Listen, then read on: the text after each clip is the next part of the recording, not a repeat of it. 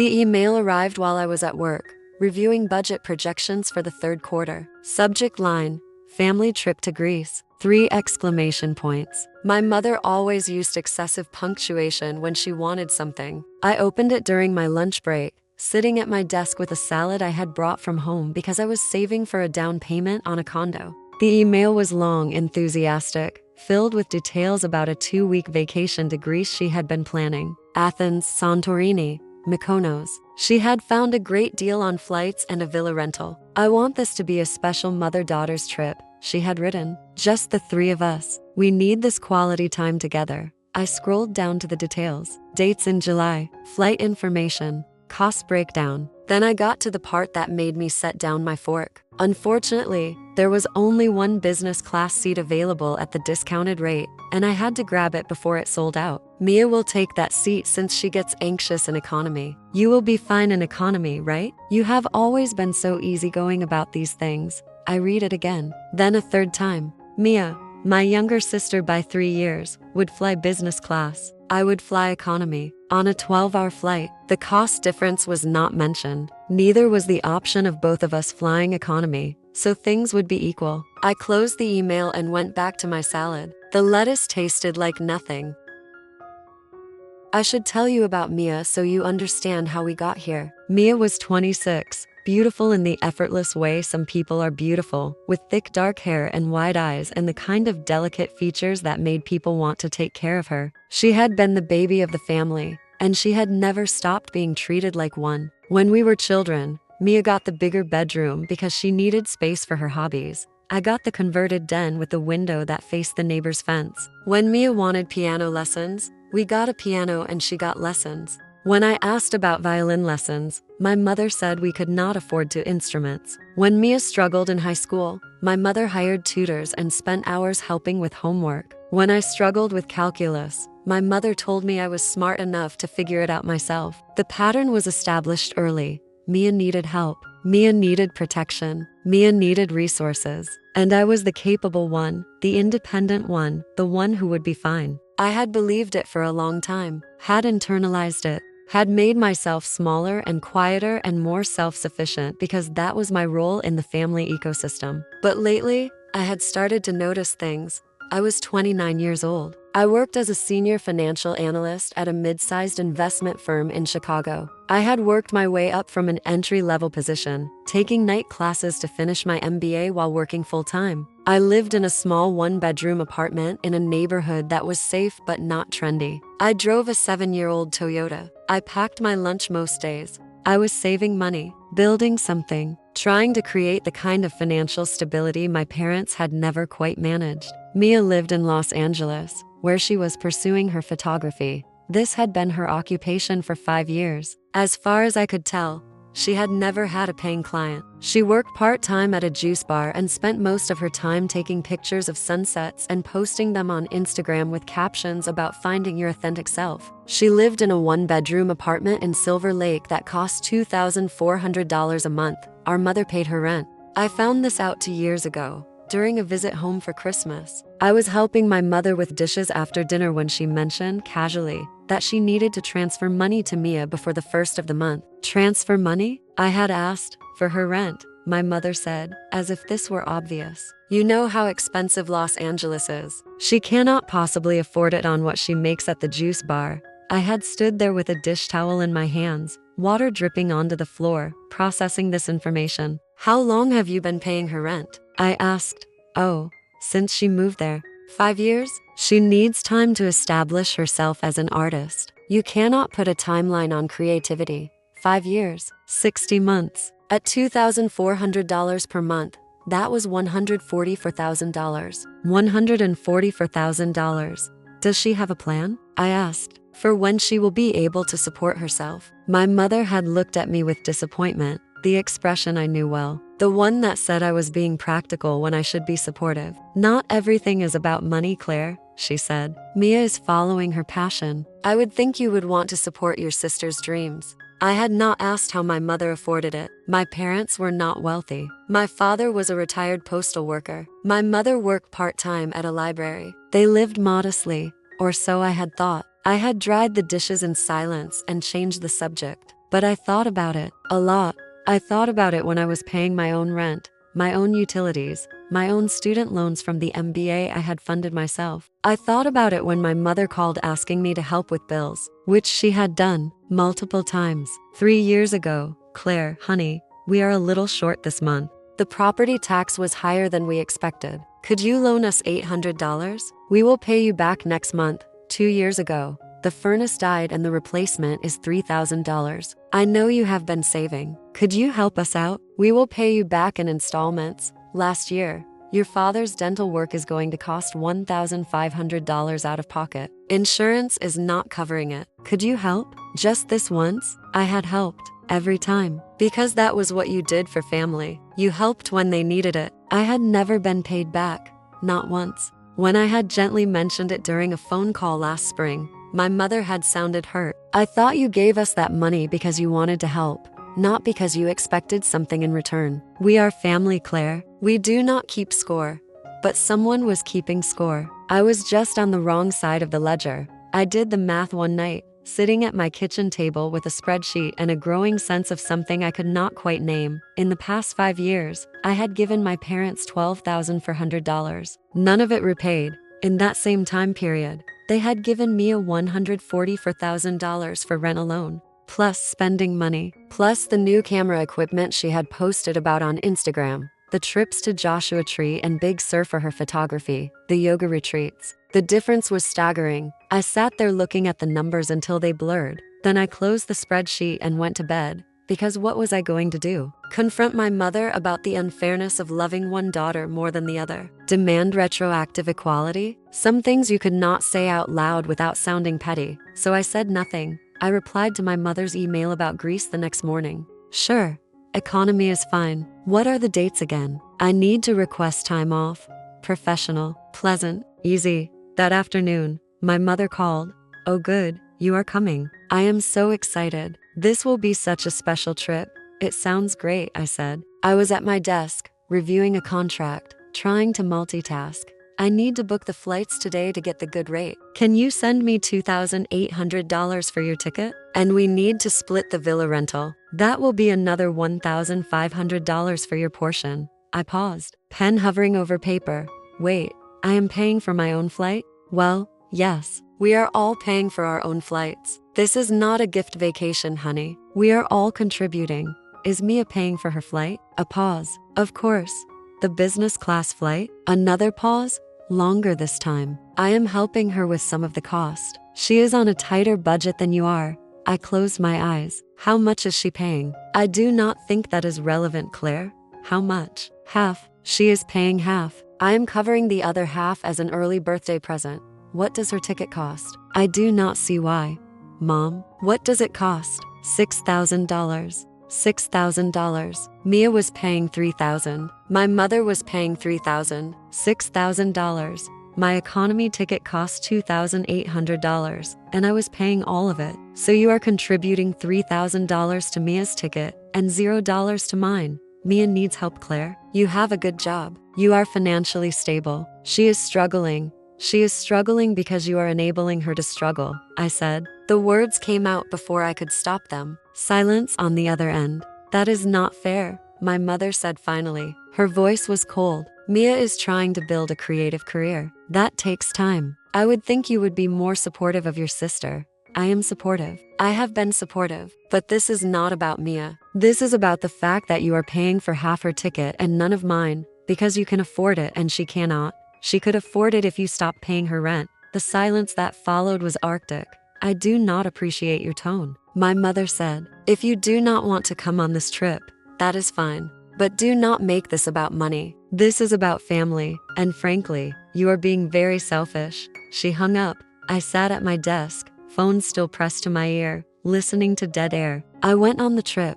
I do not know why. Maybe because I still wanted to believe things could be different. Maybe because saying no felt like admitting something I was not ready to admit. I booked my economy ticket. I paid my share of the villa. I requested the time off work. The flight was 12 hours from Chicago to Athens, with a connection in Frankfurt. I sat in seat 30 to B, middle seat, between a man who snored and a teenager who watched videos on his phone without headphones. My knees were pressed against the seat in front of me. The meal was pasta that tasted like cardboard. I did not sleep. Meanwhile, 7 rows ahead in business class, Mia was sleeping in a lie-flat seat. I knew this because she posted a photo on Instagram. Her in the business class seat, champagne in hand, caption, "Living my best life #blessed #greasebound." I stared at that photo for a long time. Then I put my phone away and closed my eyes and tried very hard not to cry in the middle seat of row 32. The villa was beautiful. White stone, blue shutters, a terrace overlooking the Aegean, bougainvillea climbing the walls, the smell of salt and jasmine.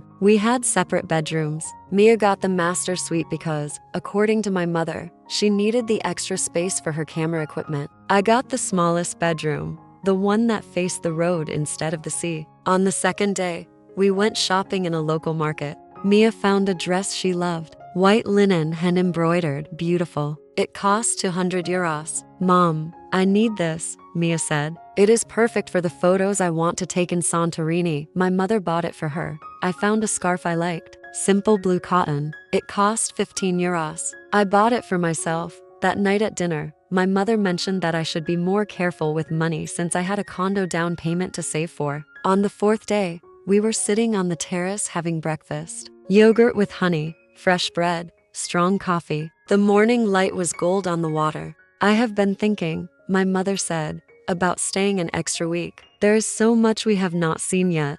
"I cannot," I said. "I only requested 2 weeks off. Could you ask for more time?" "No, I have a major presentation the week I get back. I cannot miss it." My mother looked disappointed. "Mia and I might stay then. Just the 2 of us. You are going to extend the villa rental? It is not that much more money." "How much?" "Another $3,000 for the week." I set down my coffee. "And you are paying for that?" "Mia and I are splitting it." "How much is Mia paying?" My mother's jaw tightened. "I do not think that is your concern." "How much, Mom?" "She is paying what she can afford, which is $500. I am covering the rest."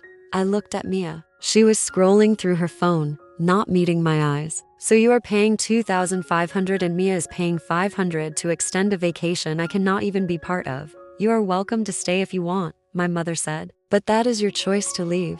"It is not a choice. It is called having a job, having responsibilities. There is no need to be condescending, Claire." I stood up, walked inside, stood in the kitchen with my hands on the counter, breathing carefully. Mia followed me in. "You are being really unfair to Mom," she said. I turned to look at her. She was wearing the white linen dress, camera around her neck, looking like an Instagram influencer playing at being artistic. "I am being unfair?" "She is just trying to make everyone happy. You are making this trip miserable by keeping track of every dollar. Do you know how much money Mom has given you in the past 5 years?" I asked. "How much?" "That is none of your business. $144,000, just for rent. That is not counting everything else." Mia's face flushed. "I did not ask her to do that. You did not say no either. Not everyone wants to be a corporate drone, Claire. Some of us have dreams. Dreams are fine. But at some point, you have to pay for them yourself. You are just jealous," Mia said. "You have always been jealous that Mom and I are close and you are separate. That is not my fault." She walked back outside. I stood in the kitchen, shaking, and realized something. I was done. When we returned home, I started gathering documents, bank statements showing the money I had transferred to my parents over the years, emails where my mother had asked for loans, text messages about bills she needed help with. I also started digging into my parents' finances, not illegally, just information available through public records and things I already knew. Their house was paid off, no mortgage. My father had a pension from the postal service. My mother had her library salary, small but steady. They were not wealthy, but they were not struggling. Except they were giving me a $2,400 every month.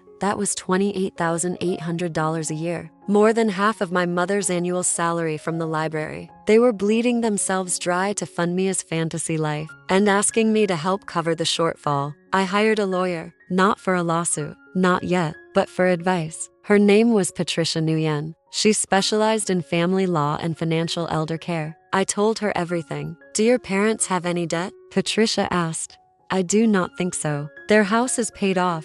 "Credit cards?" I paused. I do not know.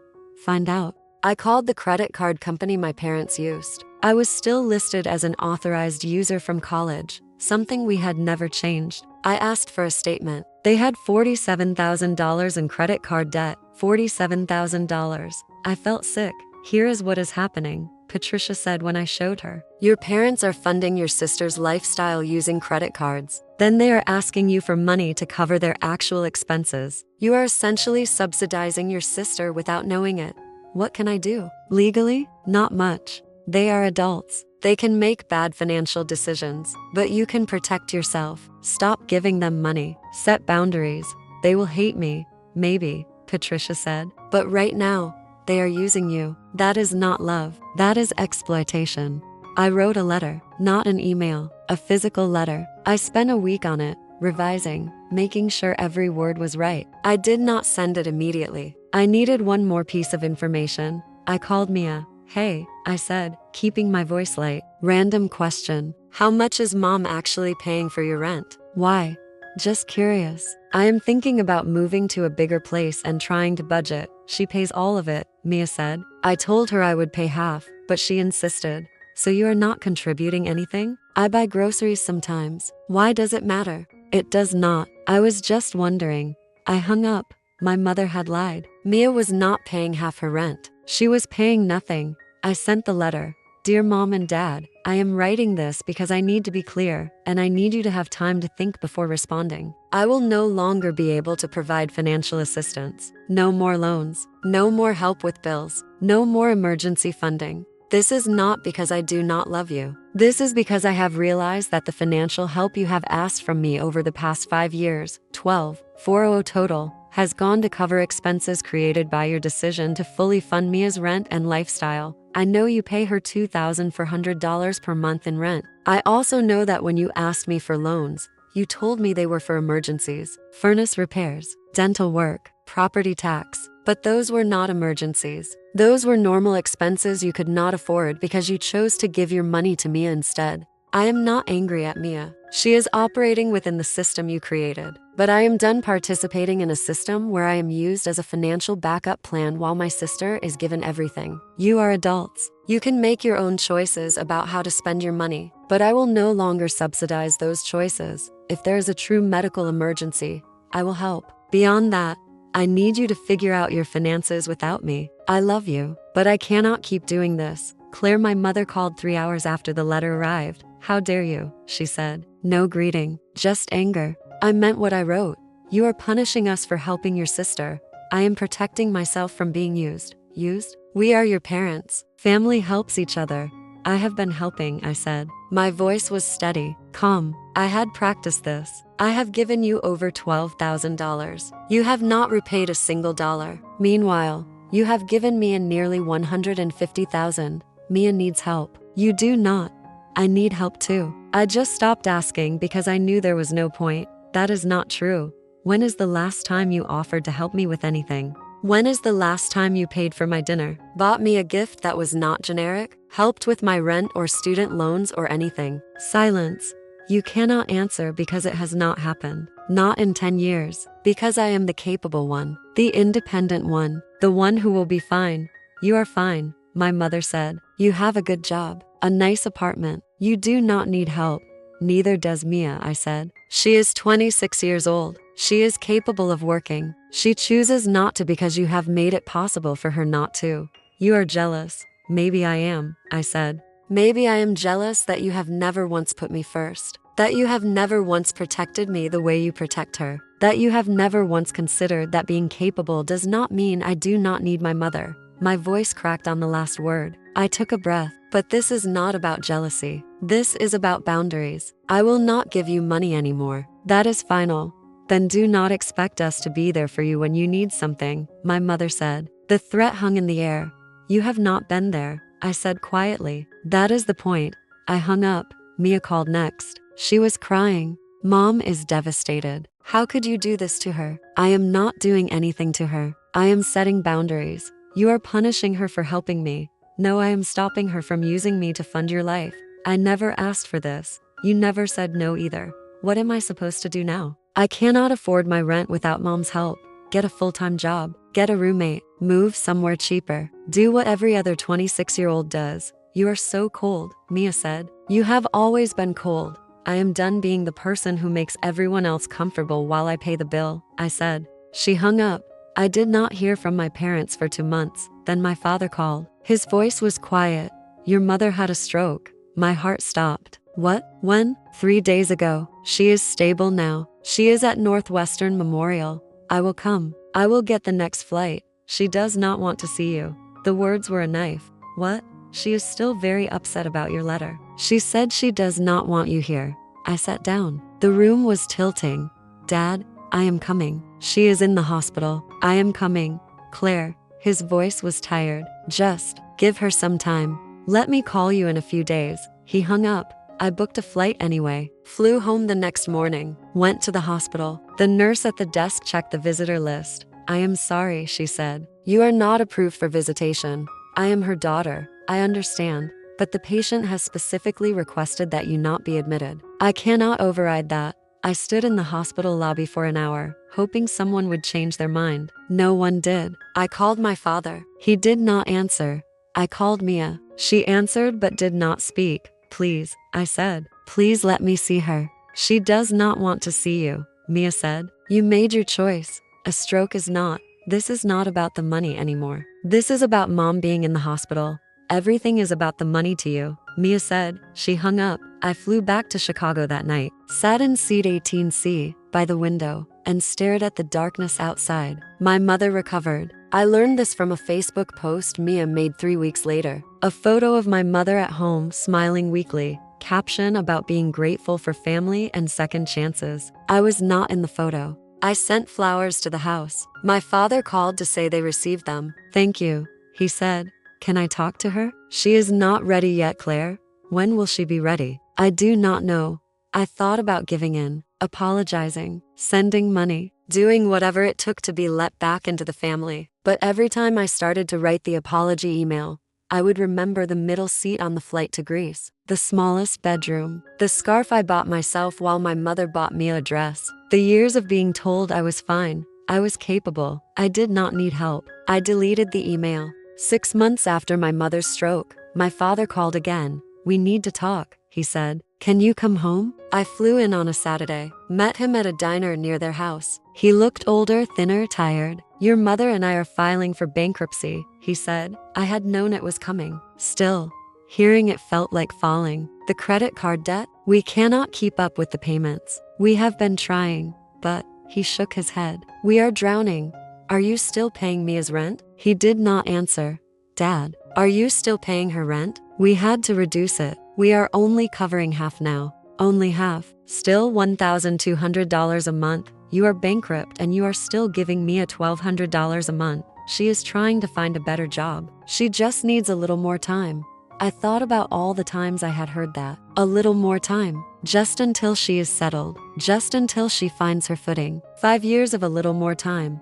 I have something for you, my father said. He pulled an envelope from his jacket. We talked to a lawyer about the bankruptcy. He looked at all our finances.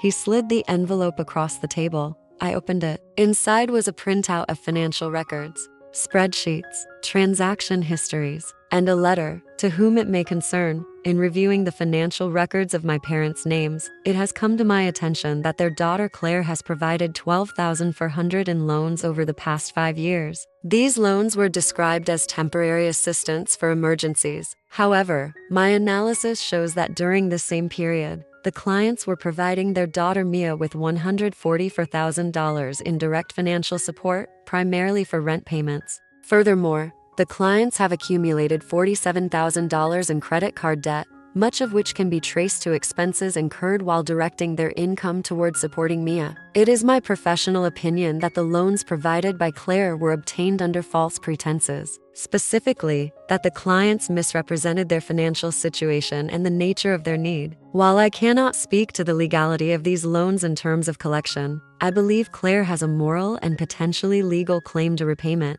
and that any future financial support should be carefully evaluated. I looked at my father. He was staring at his coffee. The lawyer said you could sue us, my father said quietly, for the money we borrowed. He said we committed fraud by not disclosing that we were giving money to Mia while telling you we were in financial crisis. I am not going to sue you. I know. That is not why I am showing you this. He looked up. His eyes were red. I am showing you this because I need you to know that I see it now. What we did. What we have been doing. I said nothing. Your mother. She loves Mia so much. She sees herself in Mia. The dreams she never pursued. The artistic life she never had. She wanted to give Mia the chances she never got. He paused. But she was wrong to do it at your expense. And I was wrong to let her.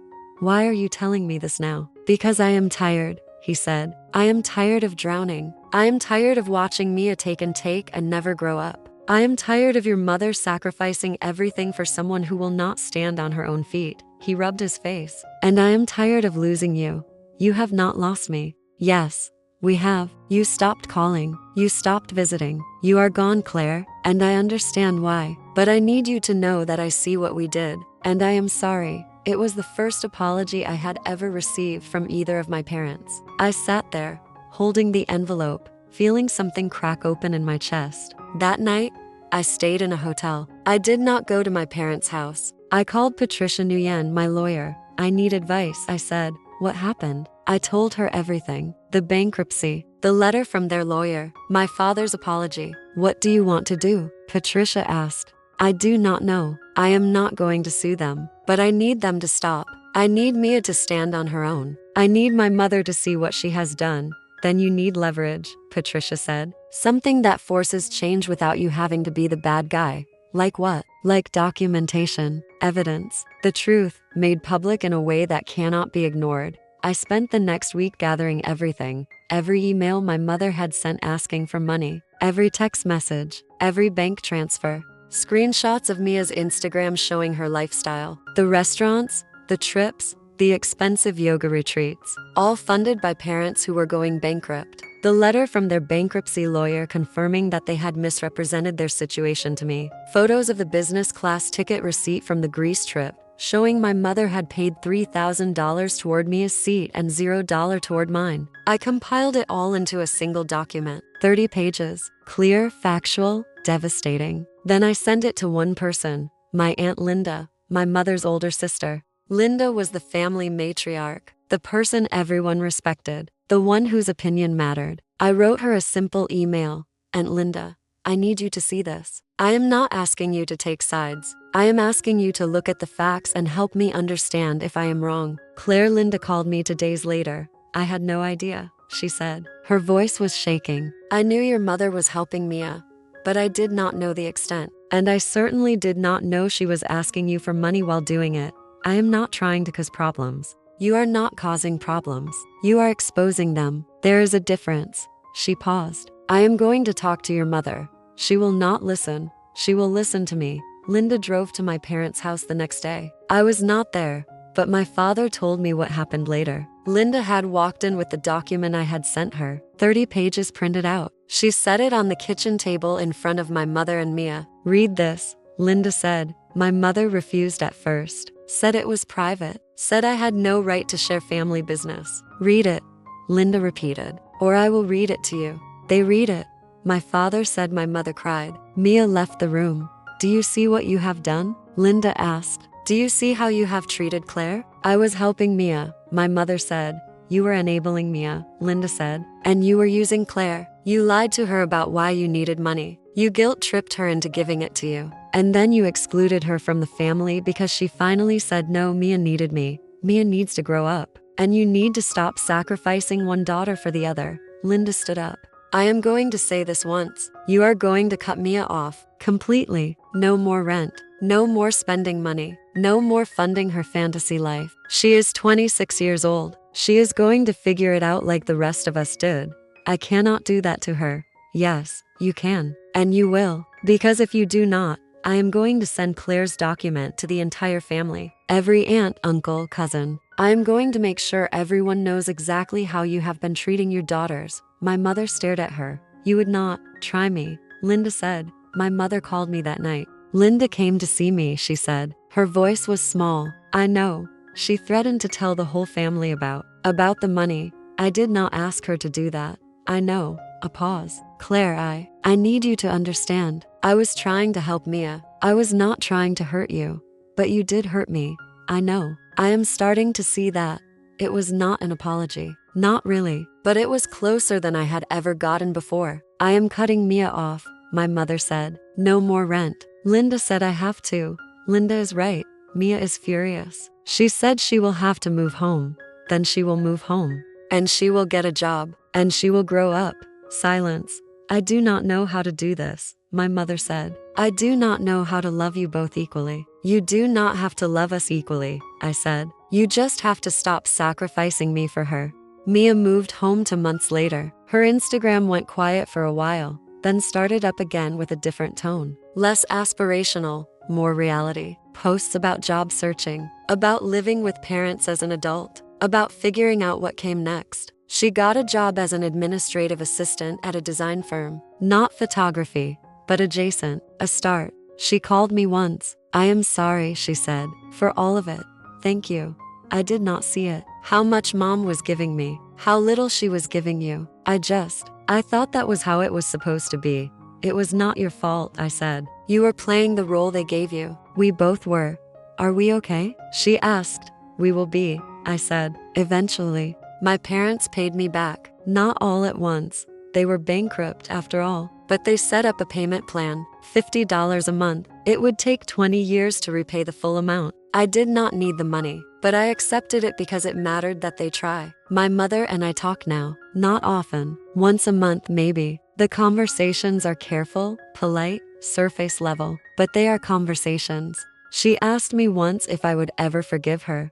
I do not know, I said honestly. I am not angry anymore. But forgiveness and forgetting are not the same thing. I understand, she said. I bought my condo. 2 bedrooms, 15th floor, view of the lake. I furnished it myself. Every piece chosen because I liked it, not because it was on sale or practical or good enough. The 2nd bedroom is my office. I work from home most days now. I was promoted to director last year. Sometimes I think about the Greece trip. The middle seat, the smallest bedroom, the scarf I bought for myself. I think about how small I made myself, how much I accepted, how long I believed that being capable meant I did not deserve care. I think about the moment I decided I was done, the moment I chose myself. It was not dramatic, no shouting, no slammed doors, just a letter, just the truth, written down, sent out, just me, finally saying no. I am sitting on my balcony now, drinking coffee, watching the sun rise over Lake Michigan.